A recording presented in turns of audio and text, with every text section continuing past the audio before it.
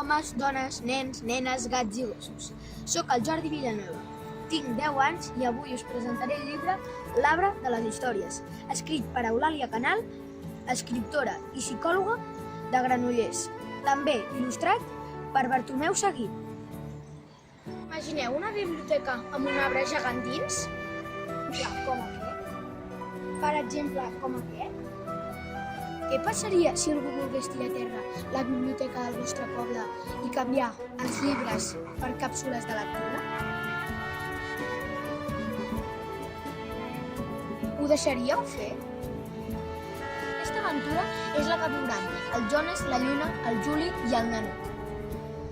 A mi més m'ha agradat del llibre és quan el Jones pregunta als llibres qui és la nena misteriosa que es diu Lluna.